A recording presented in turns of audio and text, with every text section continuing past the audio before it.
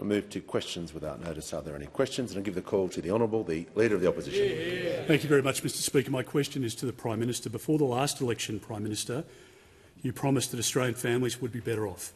And yet the Prime Minister promised a $275 cut on 97 occasions before the election. Instead, they've gone up by $1,300. We've had the largest fall in living standards in history. Our country is divided. 29,000 small businesses have gone broke. Order. And this Prime Minister's record adds up to nothing. How can struggling Australian families and businesses possibly afford another 3 years of the Albanese government? Order. Members on my right. The Prime Minister has the call.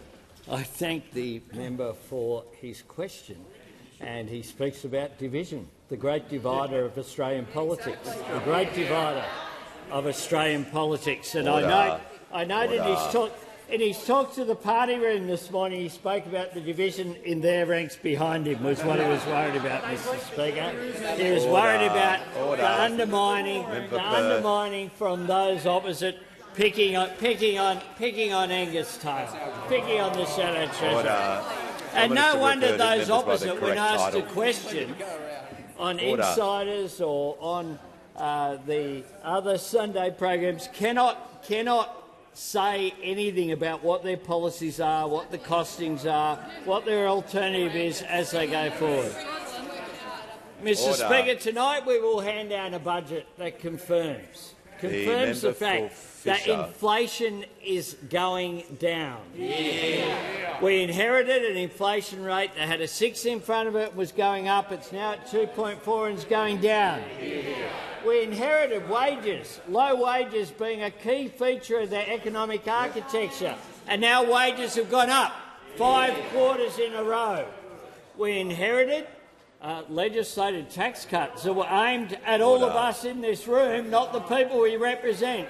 And we changed it so every Australian got a taxpayer, and those opposite said we should go to an election last year as a result. Order. And what we have Members done, and you'll see more tonight, is provide cost of living relief, because we understand that Australians have been under pressure from global inflation. So that is why we have provided a range of cost of living measures, all of which have been opposed by those opposite. We, of course, have had 2 rounds, and then we announced on Sunday that in the budget tonight there'll be a 3rd round of energy relief. All opposed by those opposite. And they have the hide to talk about gas reservation from time to time.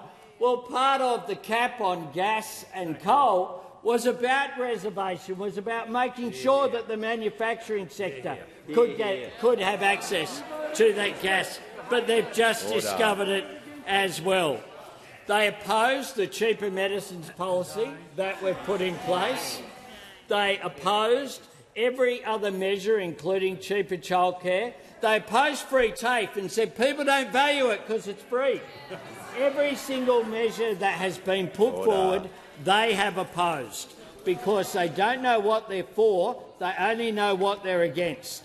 And what they have is secret cuts that they want to implement after the election. Time has concluded. The House comes to order. We'll hear from the honourable member for Chisholm.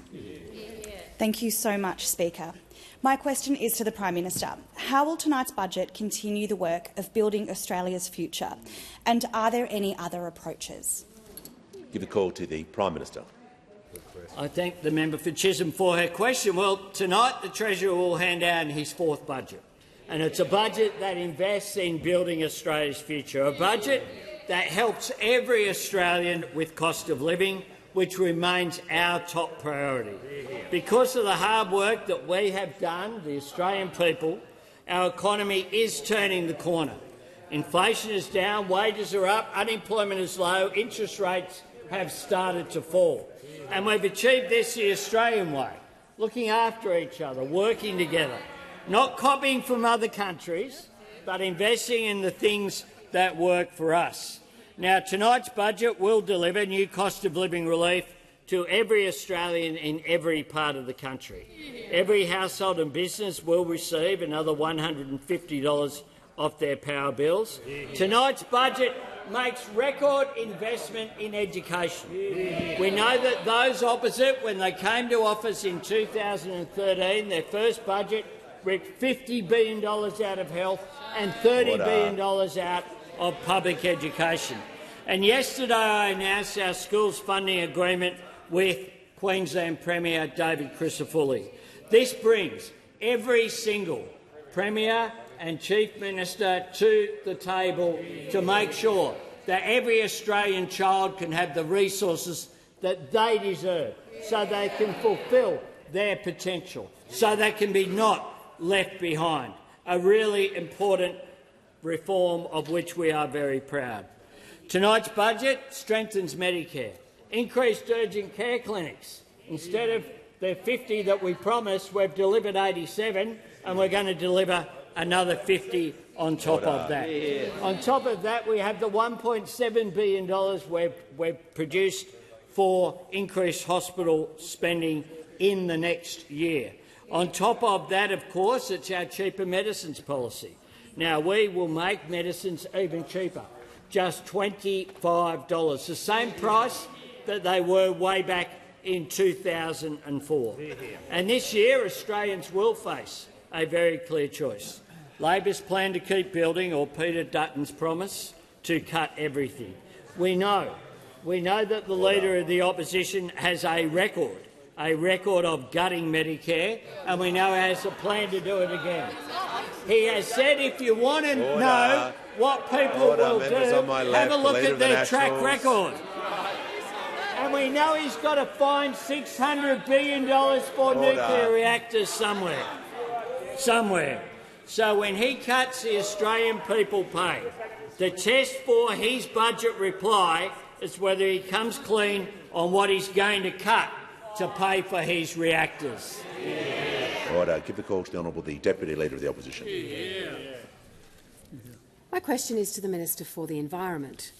In recent days, the Prime Minister has expressed no confidence in this minister by introducing specific— Mr. Speaker.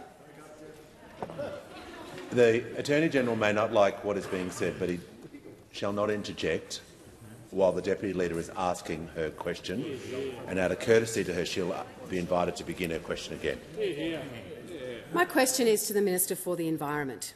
In recent days, the Prime Minister has expressed no confidence in this minister by introducing specific legislation to curtail and override her powers under the EPBC Act.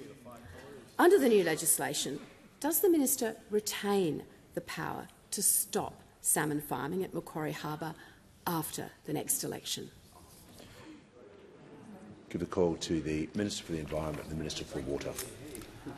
Well, I'd like to thank the former Minister for the Environment for that question and say to her she received the report of Professor Graham Samuel into John Howard's broken environment laws. She had every opportunity as the Environment Minister at the time to fix it, and she did nothing. So what we're doing with this amendment to the Environment Protection and Biodiversity Conservation Act is a very specific amendment that will apply in very limited circumstances to reconsiderations. A very small number of reconsiderations that meet 4 particular criteria.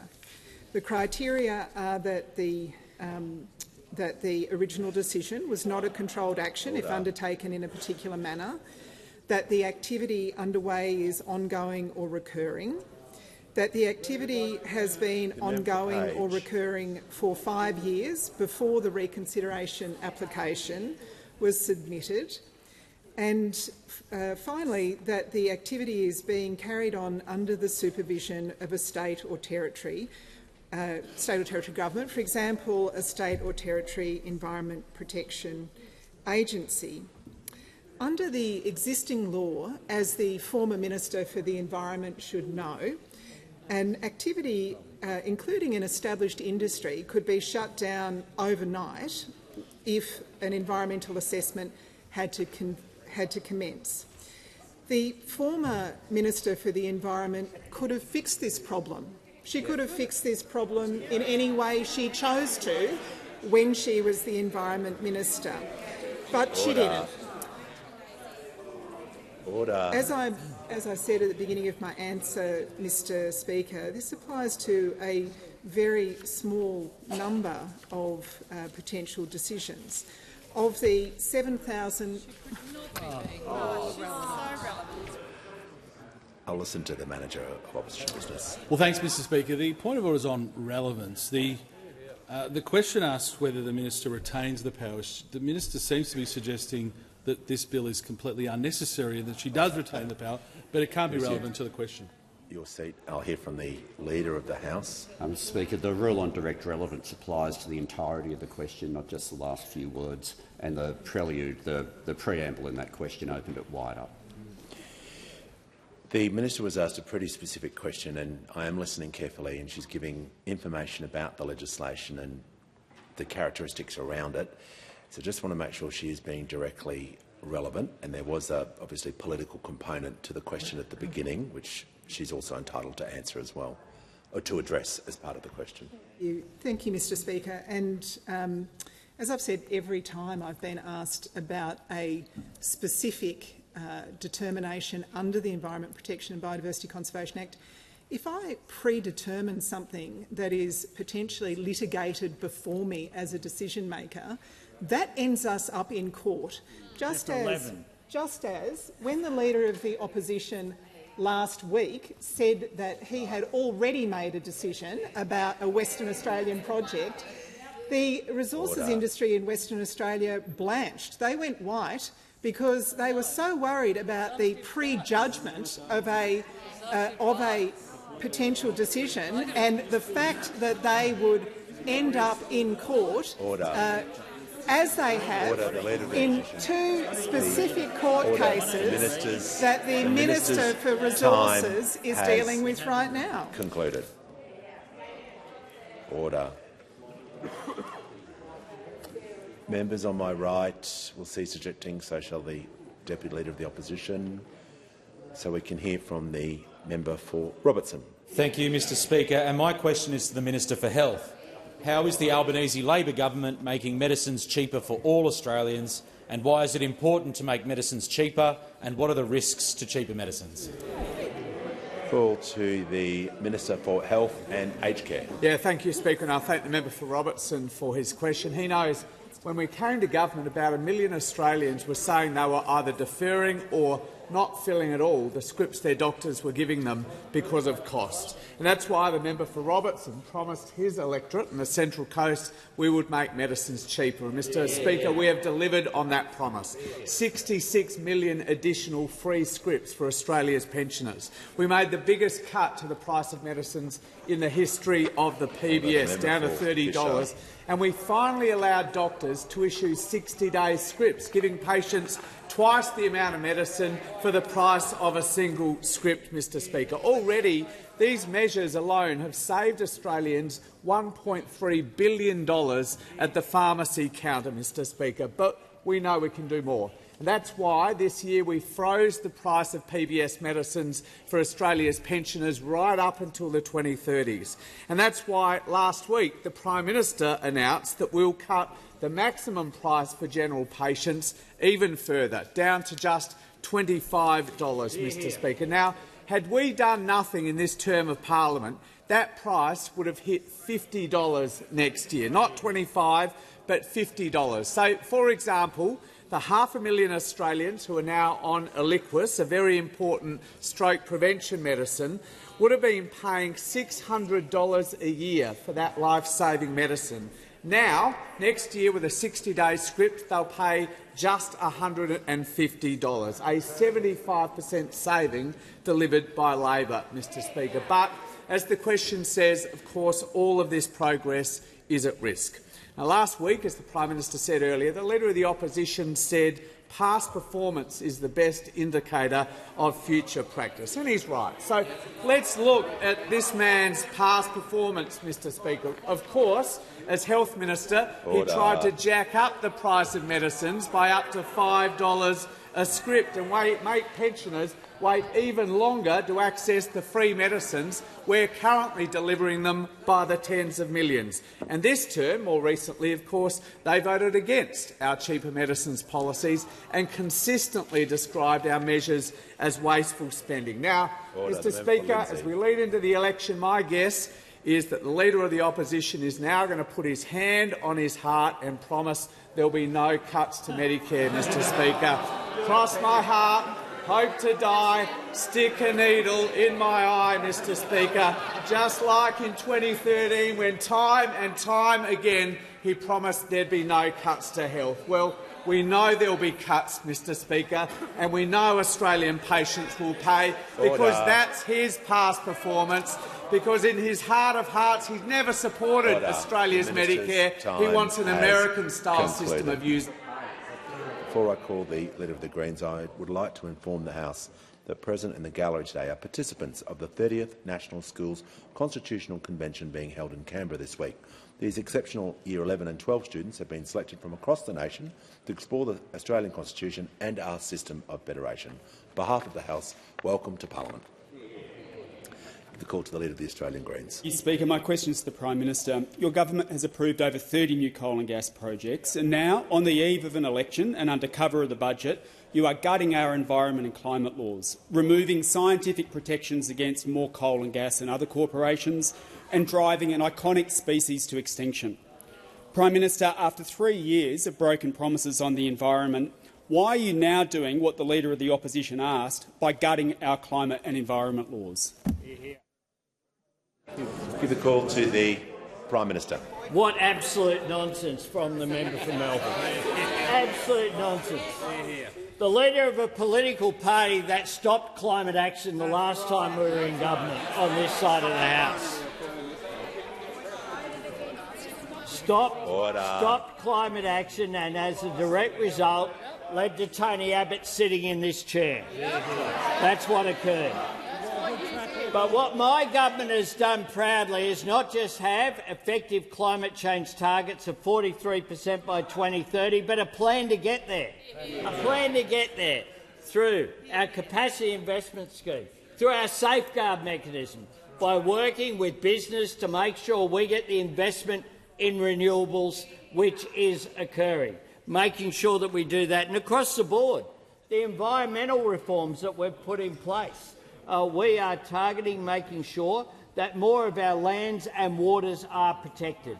And just on Saturday, we had, through this Environment Minister, a $250 million announcement to expand land protection in this country so that we work there.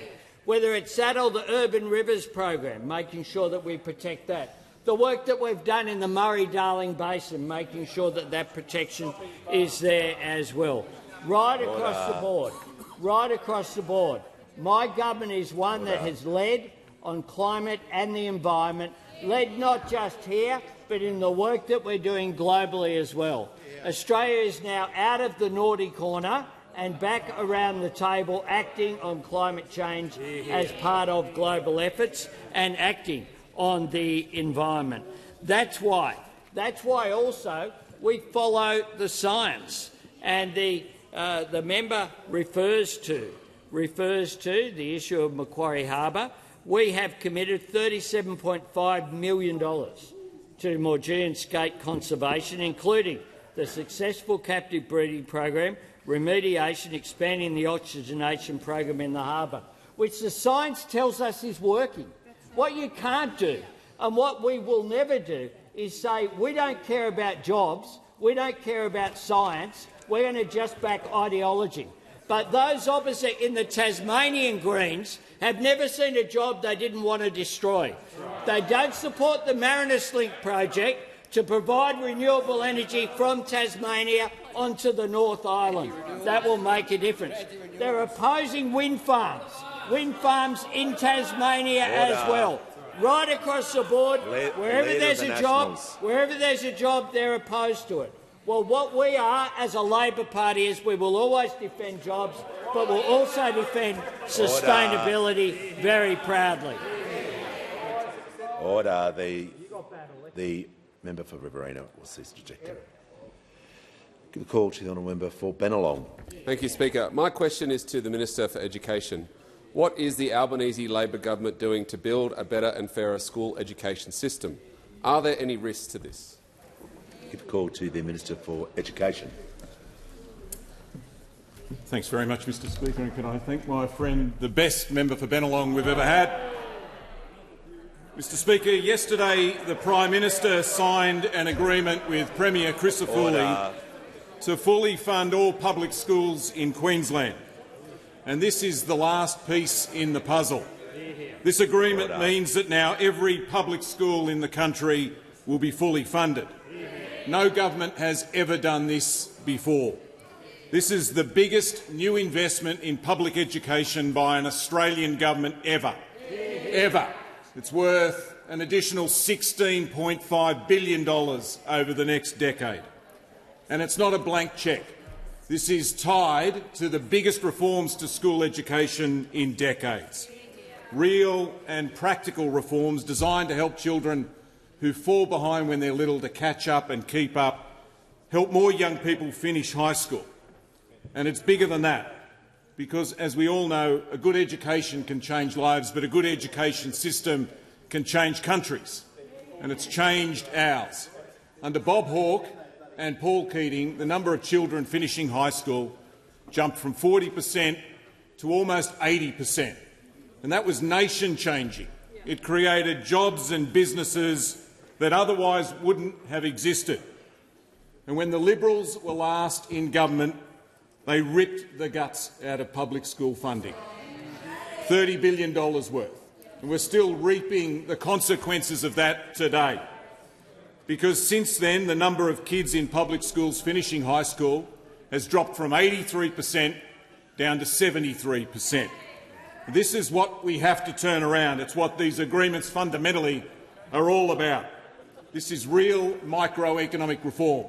Because if we're going to build Australia's future, if we're going to build the country of our imagination, then we need people to build it. And this is about helping more young people finish high school and then go on to TAFE or to university to build the skills that they need for the jobs that exist today and will exist tomorrow. And that's what this is about. This is what Labor governments do, and it's what Liberal governments always try to undo. Labor builds and the Liberals cut. It's what they did last time. It's what they'll do again. And the opposition said as much himself the other day when he said, quote, "You should look at what politicians do as much or probably more than what they say." Well, there it is. There's all the evidence you need that he'll cut and you'll lose, that he'll cut funding from our public schools, and it's parents who will pay. It's children that will pay. It's every Australian that will have to pay, all to pay for $600 billion worth of nuclear reactors. Give the call to the member for Durack. Thank you, Speaker. My question is to the Minister for the Environment. Will the Minister make a decision on the future of the North West Shelf gas expansion before the upcoming election? Call to the Minister for the Environment and Water.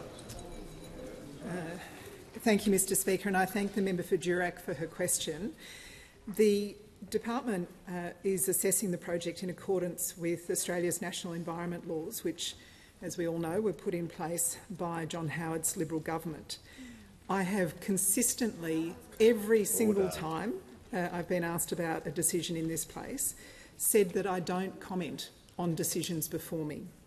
The reason that I don't comment on decisions before me is, as the Minister for Resources can tell you, it leads to court cases. She's been engaged in 2 court cases cleaning up the mess of the previous government, where the previous government and the previous Prime Minister, when he swore himself in as his secret minister, prejudged a decision, made a decision, and it ended up in court. But I can say very clearly that our broad approach will always be to follow the law and to follow the science. And as I said about the Leader of the Opposition's reckless announcement last week, all he did when he made his reckless announcement last week on North West Shelf, which is exactly what I've been asked about. Minister will pause. The manager is going to be entitled to raise his point of order. Thanks very much, Mr Speaker. The point of order is on relevance. There's no way that the minister commenting on the opposition can be relevant to the question which said, will the minister make a decision? And secondly, on the substance of her answer, we're not asking for an explanation on the substance of her decision. It's the timing of the decision. The timing of the decision. The member for McEwen. And the timing of the decision cannot be relevant to what the minister has rebutted, but certainly talking about the opposition can't be relevant. The minister was not asked about the Leader of the Opposition or order or alternative approaches. She has been dealing with and giving her explanations around the decision. That's definitely been in her answer. If she's going to talk about any other policy, she won't be able to. She's got to talk about what she was asked about when the member for Durack asked her about the North West Shelf gas extension. So whatever she says will have to be relevant to the question, because it was a very tight question. So she can't go into alternative policies unless it's about specifically what she was asked. Thank you, Mr Speaker. And I was asked specifically about a decision on the North West Shelf project, and I was asked about the timing of a decision on the North West Shelf project. And I've explained that it's important to not prejudge these decisions, because if we prejudge these decisions, they inevitably end up in apprehended bias questions before courts. And the Minister for the Resources has had to clean up 2 apprehended bias court cases generated by the previous government prejudging resources projects. No, I'm explaining exactly how I'm being relevant. For Morton, Deputy Leader of the Opposition will just help out by not interjecting as much. And so what I would say, Mr Speaker, is that it would be very dangerous for me as a minister or for anyone else to make a prejudgment about any project, because if someone did that, the most likely outcome would be that that project would end up in court.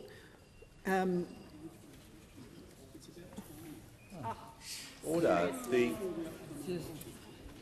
The minister is answering the question directly relevant by explaining why she's not going to give the answer you want, and she's giving specific reasons why that is. So she couldn't be more direct relevant. She may not give you the answer on the timing, but she's explaining why that's the case. So I can't make her answer the way you'd like her to, but in anyone's opinion, she's being directly relevant. And Mr Speaker, I'll just finish by saying it would be foolish in the extreme to prejudge a project like this, because it just ends up in court, like your last ones did. Be called on member for Reid. My question is to the Minister for Climate Change and Energy. How has the Albanese Labor government prioritised acting on energy prices? What would alternative energy policies mean for household bills and the budget? Order. Look, we're just going to take the temperature down on this one.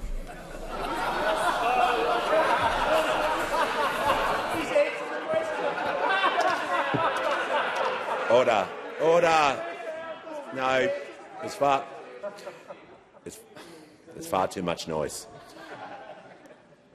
The minister has the call. Thank you, Mr Speaker. I thank my honourable friend for her question. And of course, the Albanese government has prioritised urgent action on relief for households when it comes to energy prices, with 3 rounds of household energy bill relief, Mr Speaker. 3 rounds, 2 of which were opposed by those opposite, and a third which was announced by the Prime Minister and the government on the weekend, of an extra $150 worth of support for Australian families, because that's what Australian families need and deserve, Mr Speaker. In a period where energy prices are elevated around the world, The Albanese government has got the backs of the Australian people to help them through that period, Mr Speaker. And of course, the other thing we're doing is continuing with what the experts say is the best plan for the cheapest energy prices going forward.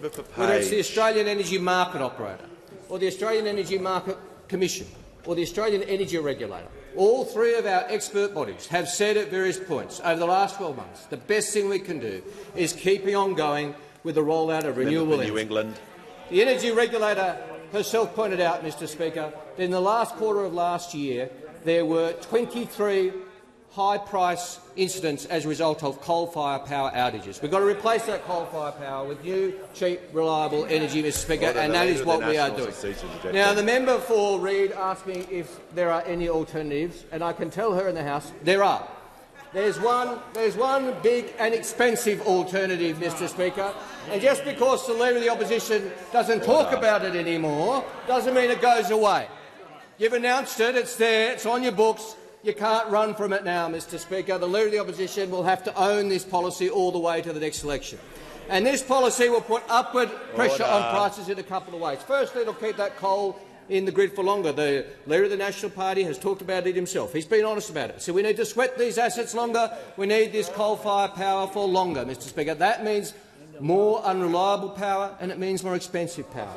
The other way that it will impact is the fact that this is a $600 billion cost to the taxpayer, Mr Speaker. The Shadow Treasurer was on Insiders on Sunday. He was asked about this. He couldn't remember the cost. And then he said it was $600 billion. Then he just kept saying it was 44% cheaper. Now, what he didn't reveal is that that's based on producing 40% less electricity, Mr Speaker. Now, the Leader of the Opposition will be up on Thursday. Perhaps he's going to announce their health policy with 40% less patients by 2050 to make it cheaper, or the education policy with 40% less students to make it cheaper, or the defence policy to cut the defence force by 40%, because that's what they do. They just say, well, we'll just make less. It'll cost less. Mr Speaker, all this spending will have to be paid for by cuts. And we agree with the Leader of the Opposition. Look at past performance. He's cut health before. That means when it comes to the Leader of the Opposition, he will cut and the Australian people will pay. The call to the honourable member for Capricornia. Thank you, Mr Speaker. My question is to the Minister for the Environment. With the Labor governments of New South Wales, Victoria and Western Australia actively extending the life of coal-fired power stations, can the Minister confirm how many coal mining approvals she has approved in this term of government? The call to the Minister for the Environment, the Minister for Water. One question about fewer than a dozen. Order. Give the call to the honourable member for Tangney. Thank you, Speaker. My question is to the Minister for Housing and Homelessness. How is the Albanese Labor government helping working Australians to buy a home of their own? And are there any alternative approaches that would make it harder to buy a home? Call to the Minister for Housing and the Minister for Homelessness. Thank you so much, Speaker, and I want to thank my friend, the member for Tangney, for his question. He's a fantastic advocate for more housing in his community and right here in the parliament. Speaker, we all know that we're in the midst of a housing crisis that's been a generation in the making, and after a decade of complete neglect by those opposite, we're tackling this problem from every angle. We know that the long-term fix here is to build more homes, and that's why we're working with the states to build 1.2 million homes over 5 years. And it's why we're making those huge generational investments in social and affordable housing. But, Speaker, first home buyers need our help right now. That's why we've expanded the Home Guarantee Scheme. 150,000 Australians have gotten into home ownership through that scheme since we've been in government, and there's more help on the way. Now, Speaker, after many months of blocking and delay by the Liberals and the Greens, Labor's Help to Buy scheme is coming. This scheme is going to support 40,000 nurses, aged care workers and childcare workers that live in our communities to get into home ownership. They'll do it, Speaker, with a 2% deposit, and the Australian government will help with 30 or 40% of their mortgage. Speaker, as part of the budget, we've expanded the eligibility for that scheme so that more Australians can get that help, to those on middle incomes and to many more homes around the country. Now, Speaker, we're making real progress on housing. Since we've been in government, 500,000 homes have been built around the country. We've got 28,000 social and affordable homes that are in planning and construction. 1 million Australians are getting an increase in Commonwealth rent assistance of 45%, 150,000 first home buyers assisted, and housing approvals are up by 22%. Now, Speaker, there's a lot more work to do here. Housing's been central to our first term, and if we're re-elected, it will be central to our second. Now, I want to contrast that with those opposite. Remember, Speaker, they didn't ever have a housing minister for most of the decade that they were in office. And get this one, Speaker. Did you know that for the entire first 2 terms of the coalition government, they didn't build a single social and affordable house around our country? Not for the entire first 2 terms. And of course we know that they want to cut $20 billion of investment in housing funding in the middle of a housing crisis. But I'm asked for alternatives on home ownership, Speaker, and there's one that really stands out here. It's a real doozy, Speaker, and that is the dud super for housing policy, Speaker. Now, if you went into a laboratory and tried to cook up a way to make the housing problem worse, this is the policy that you'd end up with. It's going to increase house prices by about $92,000 on average across our capital cities. Just pause. It'll leave young Minister, the member for New England is continually interjecting. I've already warned him. He's now officially warned if he interjects one more time, he'll leave the chamber. It's just not acceptable to be continually interjecting during a minister's answer, no matter who they are. The minister has the call. Thanks, Speaker. And of course we know this policy is going to leave young people worse off in their retirement. It's going to facilitate a massive intergenerational wealth transfer from the young people who are up here in the gallery to that older property-owning generation. Speaker, it's rare for me to agree with the Leader of the Opposition, but on this occasion I will. He was asked about this proposal in 2017. He said it's just not good policy. Well, for once, he was actually right. Order. Call to the member for Fairfax. Oh, the member for Capricornia is seeking the call. Thank you. She has the call. Thank you. Order. My Capricornia has the call. My question is to the Minister for Environment. I refer to the Minister's last answer. Can she confirm if she approved more than 6 to 12 coal projects? Order. Order. No, the member's asked. She's asked a question. Would the minister like to? Yeah. Order. Just for clarity, I'm just going to. No, that's okay. We'll do it right. The member is entitled to ask any questions, and she's going to be given the courtesy, and she'll ask the question again. Thank you. So I refer to the minister's last answer, where she said that she had approved less than 12 coal-fired coal mines. Can the minister confirm what the number was between 6 and 12? The minister has the call. Okay. Well done, Michael. Order. I thank the member for her question. The number of coal mines or extensions approved is 10. 4 have been cancelled. Gas projects, there have been 3 extraction projects approved, and renewables, more than 80 have been approved. And there are about another 130 in the system, which I think is a real indication of the way our economy is changing.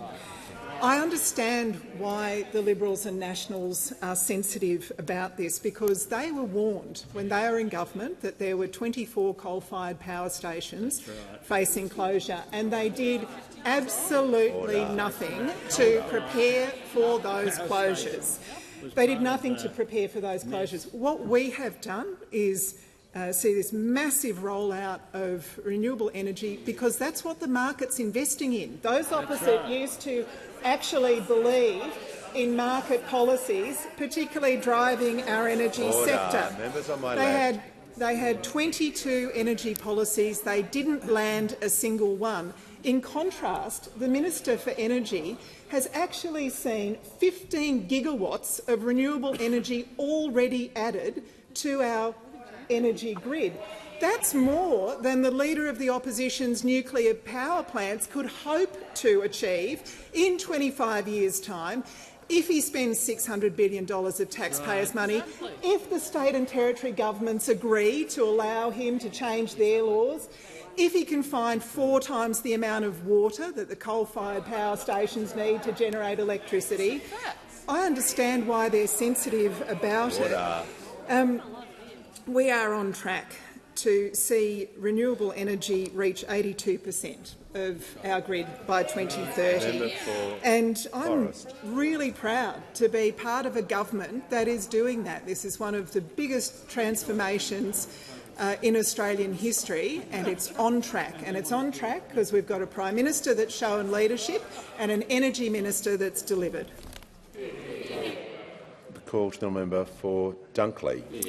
Thank you, Speaker. My question is to the Minister representing the Minister for Employment and Workplace Relations. How are Australian workers better off under the Albanese Labor government, and what risks are to this progress? Call to the Leader of the House. Thanks very much, Mr Speaker, and thanks to the member for Dunkley for asking a question about the economy and about cost of living, because it's only every second question that you realise that's an issue in Australia, because when we hear from over there, on budget day of all days, they've abandoned any discussion about what might be happening in Australian households. Completely abandoned it. There's a series of changes that we've made to workplace laws that have improved people's flexibility and have improved how much money they are getting into their household every single payday. Changes that have been made because of reforms that this side of the House, that the Albanese Labor government have taken to the parliament, that are now finding their way into improved outcomes for the wages of every working Australian. Now, every single one of those changes, those opposite opposed. Every single one of them. And bit by bit, they're gradually letting on that, yes, not only did they oppose them on the way in, they're now wanting to cut them if given their chance. And every Australian worker knows that simple truth that when he cuts, they will pay. When he makes cuts, they will pay in their pay packets every time. Some of the issues he tries to dress up, like we had the whole conversation about working from home. And yet, what was his solution? His solution was job share. Job share. Job share means pay cut. If you've got a full-time job where some of those shifts you're working from home, which some people, you think of the way people can be packed up in traffic in my part of Sydney, you can understand absolutely why some people want this flexibility. If the only answer is job share, that means pay cut. When he cuts, people pay for that. He also wants to scrap the right to disconnect, where he's making sure that people would work longer for less. Once again, he'll cut people's entitlements, they'll pay with the outcomes. But it's workers across the board. Take just one workplace that the Leader of the Opposition might have heard of. One of the changes we made was to get rid of zombie agreements. One workplace had an agreement that had been struck in 2007, meant to have expired in 2012, was still running in 2022. At this workplace, as I say, he will have heard of them, they run some restaurants.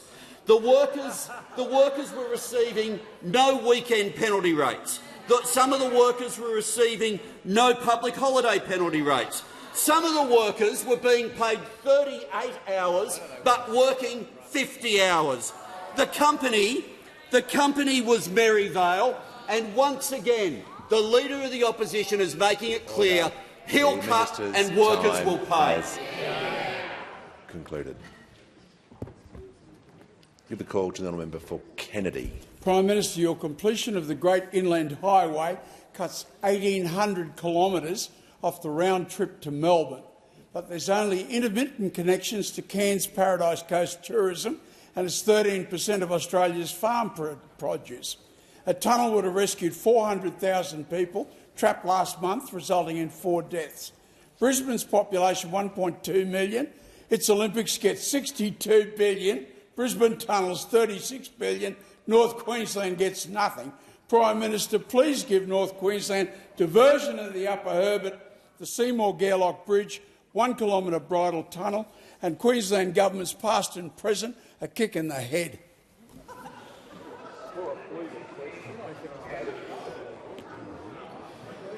Just remind all members about the language that they use in questions and how they're phrased. No. That's more than enough, Member for Kennedy. Thank you. Order. The Prime Minister has the call.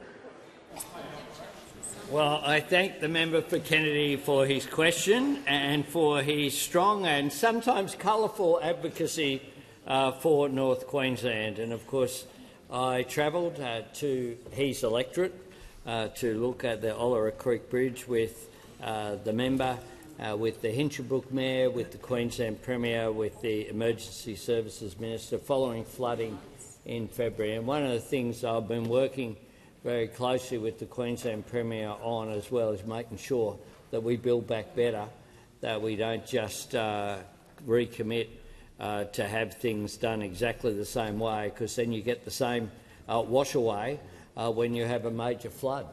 And I thank the member for his very strong advocacy.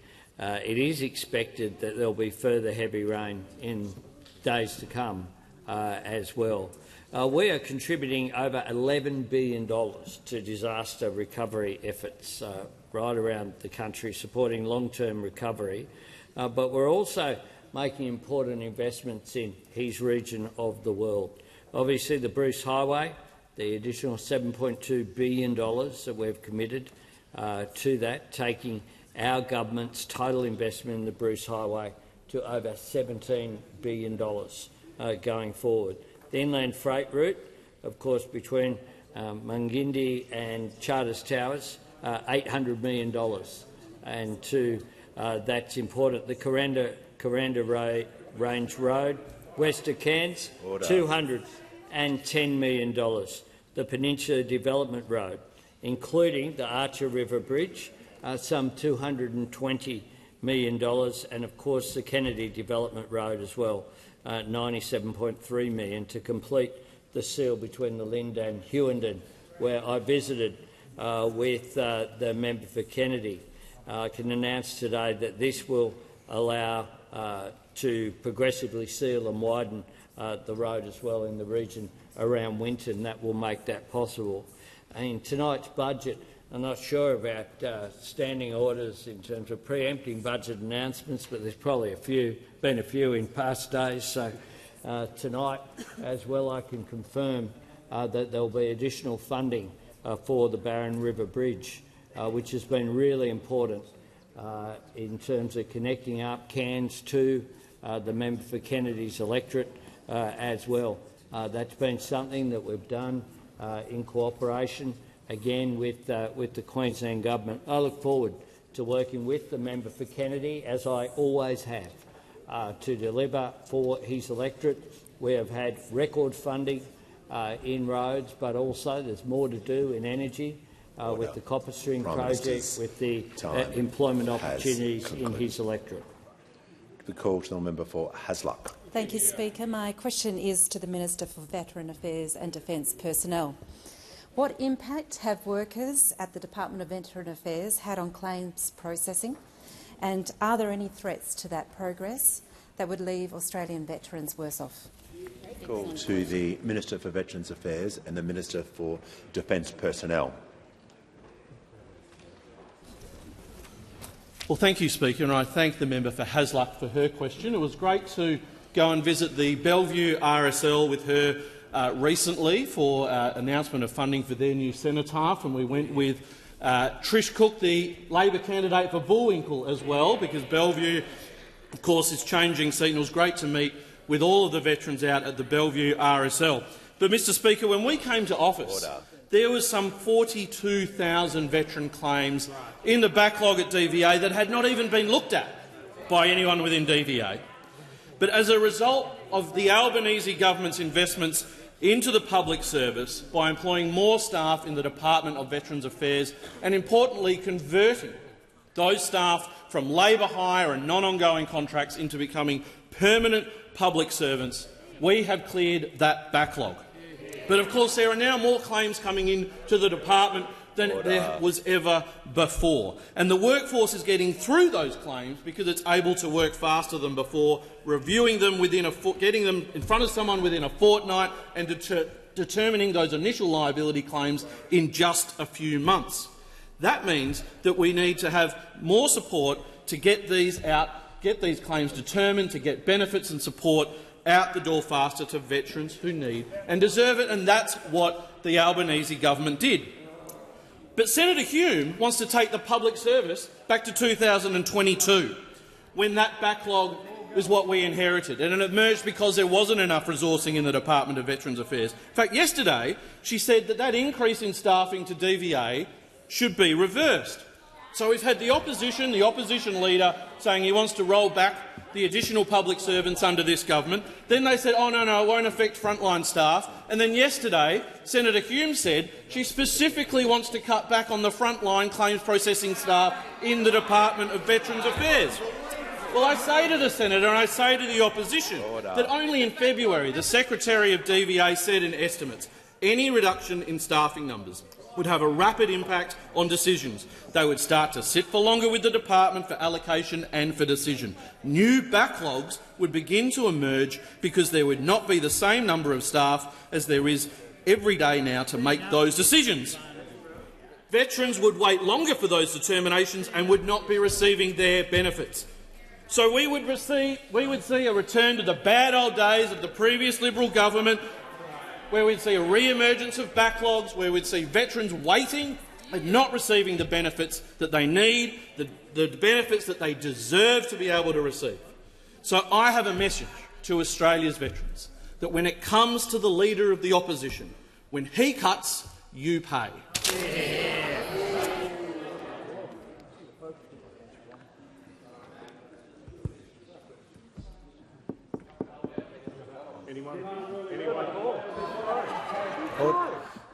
Order. No, it's side to side. Just order. Well, I hope it cuts both ways when that happens. Okay. Order.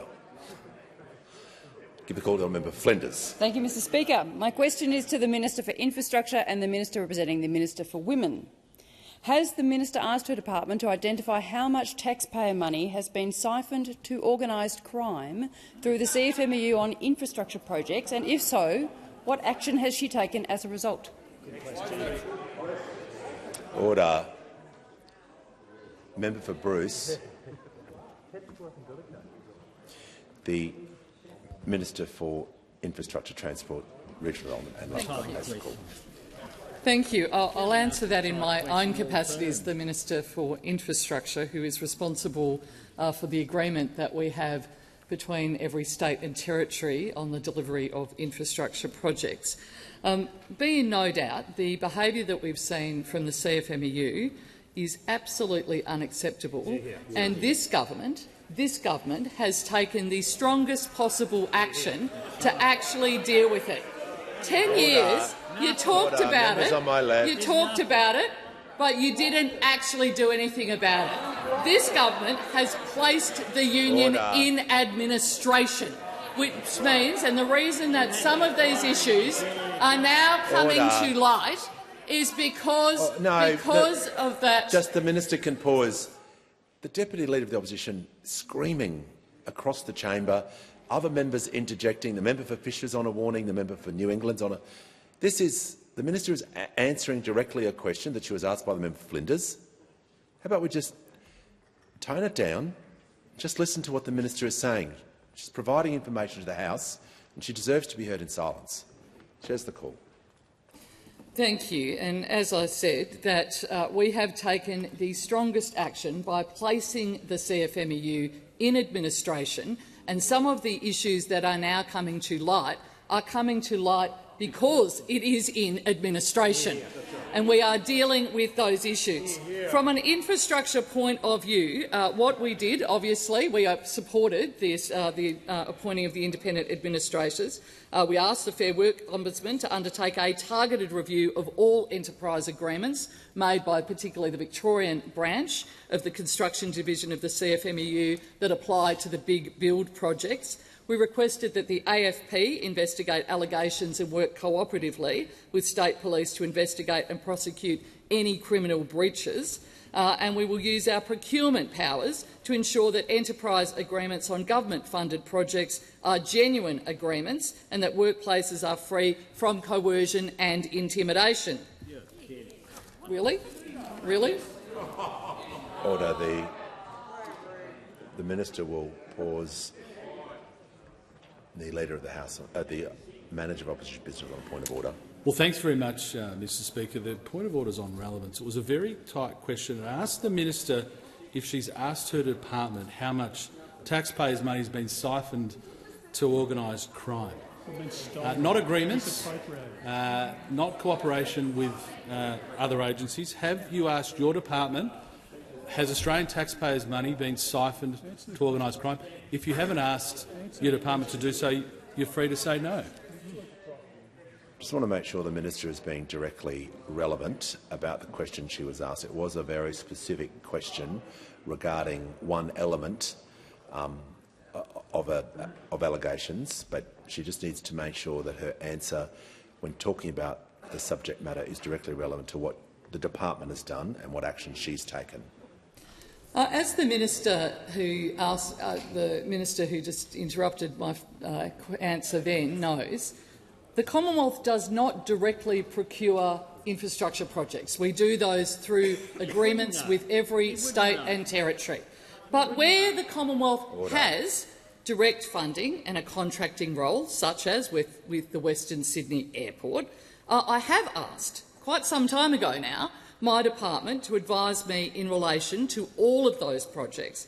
The Minister for Finance and I wrote to chairs of the ARTC, the Western Sydney Airport Corporation, National Intermodal, seeking assurances that they comply with all relevant laws, demonstrating efficient, effective, economical and ethical expenditure of taxpayer money, and that allegations or instances of improper or criminal conduct be reported immediately. We did that some time ago.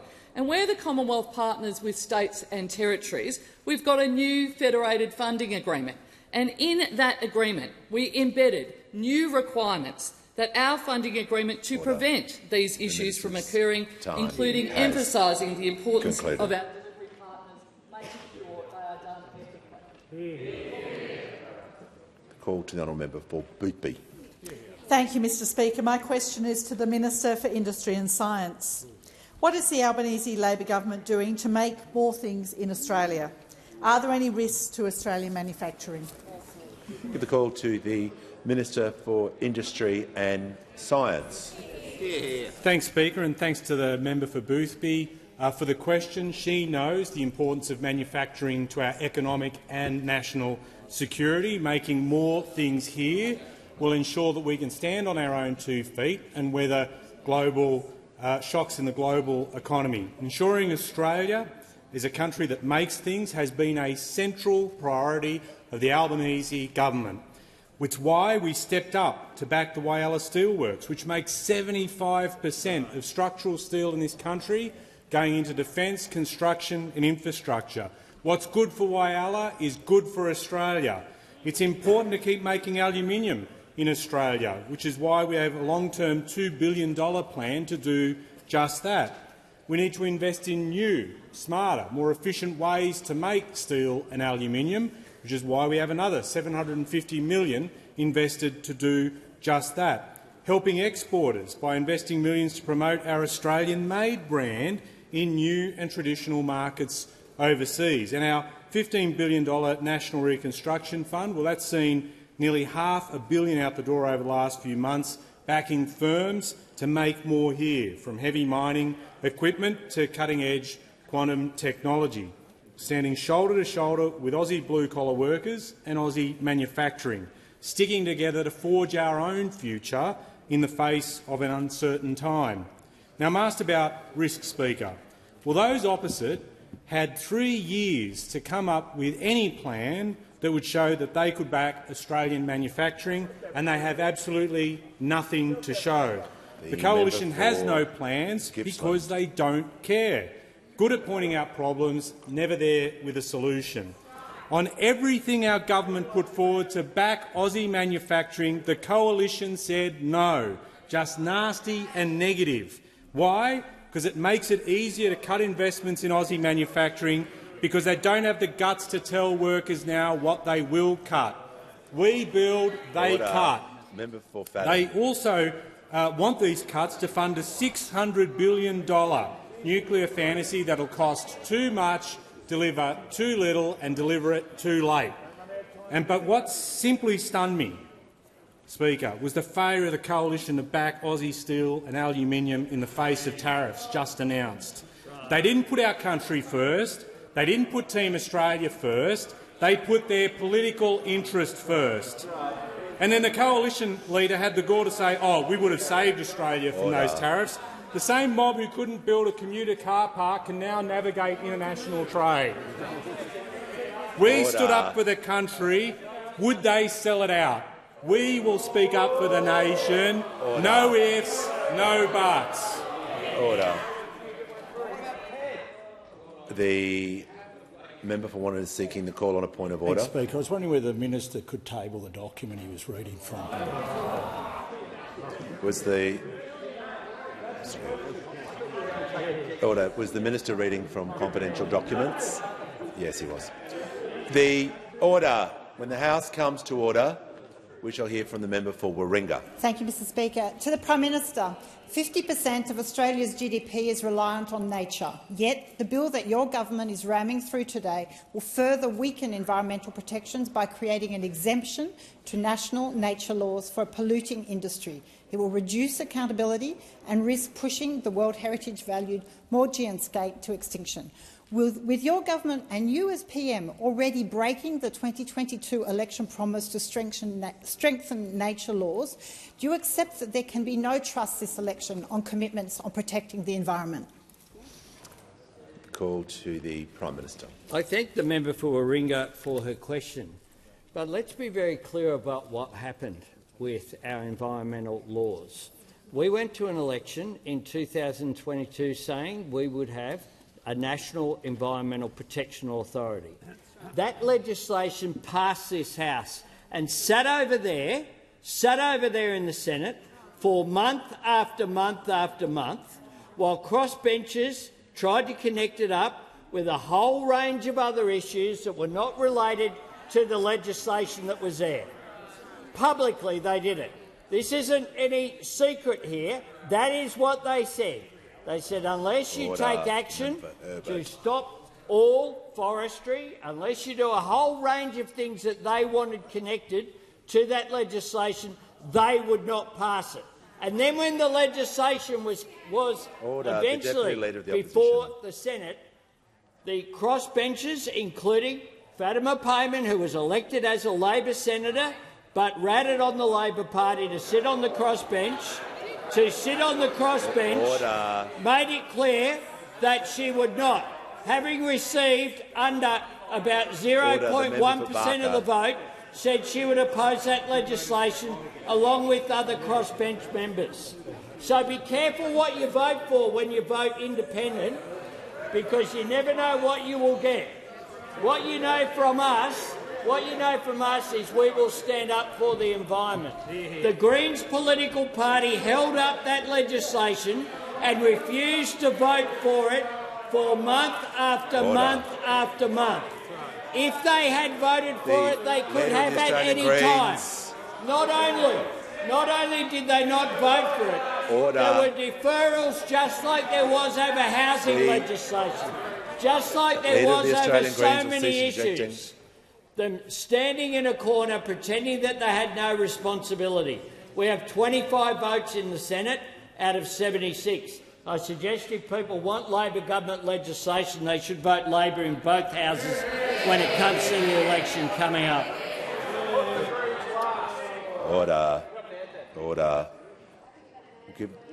The Members on my left will cease interjecting, because I'd like to hear from the member for Werriwa.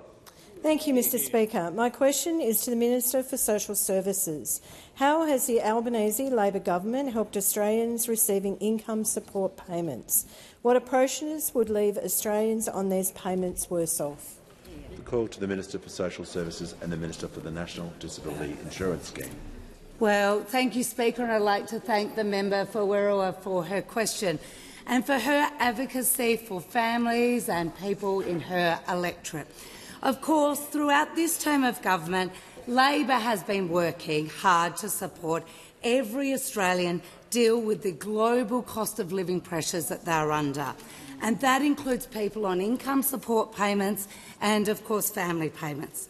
Now, we know that it's been tough for many people, and that's why the Albanese Labor government has worked hard to bring inflation down, get wages moving, keep unemployment low and ease cost of living. Now, this, of course, includes action to strengthen our social security safety net, to raise working-age payments and student payments, to give single parents more support and boost Commonwealth rent assistance to help people manage rental pressures. Now, alongside that, we also have our regular indexation to ensure that payments keep pace with cost of living. Now, combined with indexation and our back-to-back increases in Commonwealth rent assistance has increased by 45% in the 3 years that Labor was elected. Of course, pensions are up by 16.7%, giving a single-age pensioner an extra $150 in their pocket every fortnight. This is complemented by Labor's changes to make medicines cheaper, to help households with their power bills and, of course, strengthen Medicare. Now, the members asked me what other approaches there could be to make people worse off, and I'll point her to those opposite, who have declared that government spending on increases in payments, increases in rent assistance and indexation is reckless and wasteful. If elected, they've said that they will start by making $350 billion worth of cuts to government payments and government services, and this is to pay for their $600 billion nuclear folly. Now, we know that this means cuts for pensioners, cuts for single parents, cuts for students and cuts for families. Now, you might ask, Mr Speaker, how do we know that? How do we know that? Well, we know it because they've done it before. We all remember no cuts to the pension. That was a Tony Abbott promise. Well, when they were in government, they cut the pension, they cut family payments and they tried to end bulk billing and make medicines more expensive. There is a choice at this election. Australians can look to us, the Labor government, to build a better future, or those opposite who cannot deal with the cost that this Leader of the Opposition will have, because when he cuts, Australians pay. Call to the Leader of the Prime Minister. Ask the further questions be placed on the notice paper.